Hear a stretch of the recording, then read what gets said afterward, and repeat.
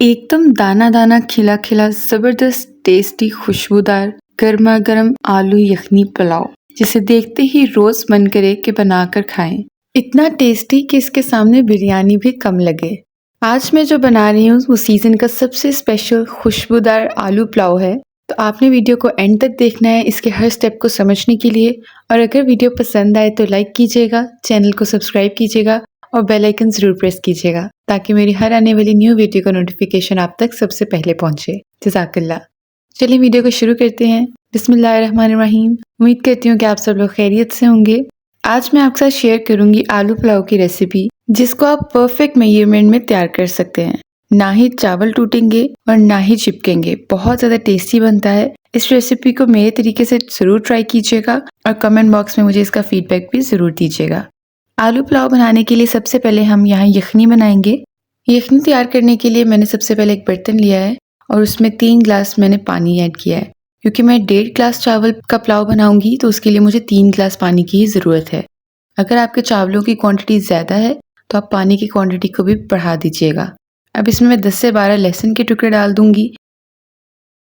एक छोटा सा प्याज रफली कट किया है उसको ऐड करूंगी।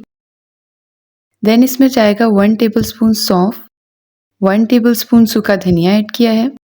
अब जाएंगे इसमें कुछ साबुत मसाले। साबुत मसालों में हमें यहाँ कुछ चीज़ें चाहिए और वो हैं 1 बादियान का फूल, 5 से 6 लौंग, 3 से 4 दालचीनी के टुकड़े, 1 टीस्पून काली मिर्च, 1 टीस्पून जीरा, 1 बड़ी इलायची। इन तमाम साबुत मसालों को एक साथ पानी में ऐड कर देंगे। और अब जाएगा 1 मुट्ठी धनिया या फिर पुदीना।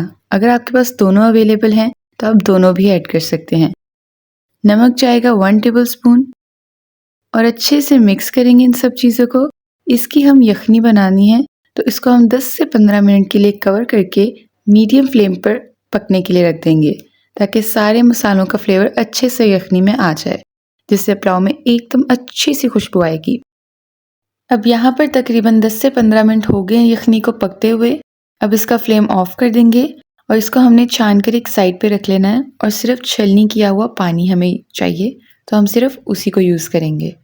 जो सारे मसाले हमने यखनी में ऐड किए थे उन सब की मिलकर इतनी प्यारी खुशबू आ रही है और बिल्कुल इतनी ही क्वांटिटी में जब आप चीज़ें ऐड करेंगे तो परफेक्ट यखनी बनकर तैयार होगी।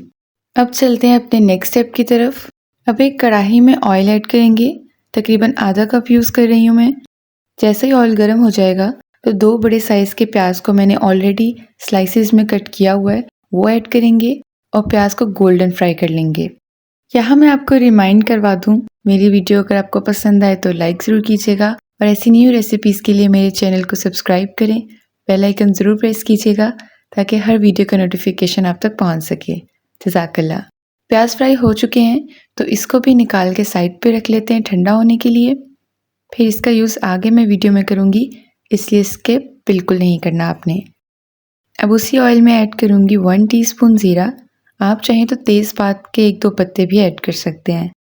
जैसे ही ज़ीरा फ्राई हो जाए तो उसमें ऐड कर रही हूँ 2 बड़े आलू, जिनको मैंने मोटा मोटा कट कर लिया था। आप जिस मर्जी साइज़ में कट कर सकते हैं।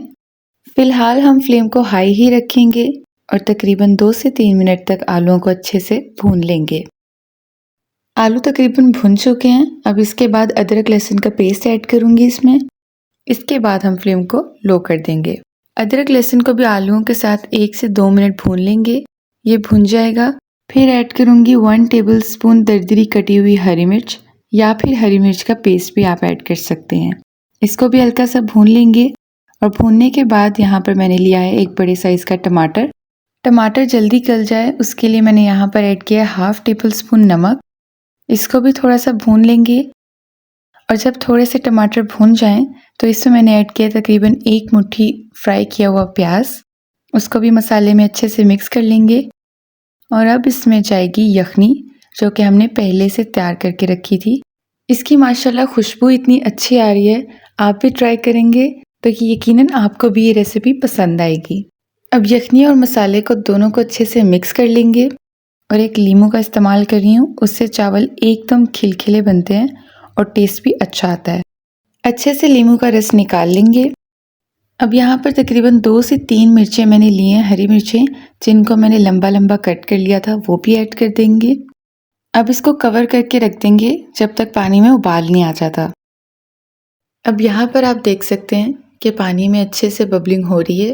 बिल्कुल इस स्टेज पर हम लोगों ने इसमें चावल ऐड करने हैं। चावल मैं ले रही हूँ तकरीबन 1.5 ग्लास बासमती राइस। आप चाहें तो किसी भी अच्छी क्वालिटी के राइस यूज़ कर सकते हैं।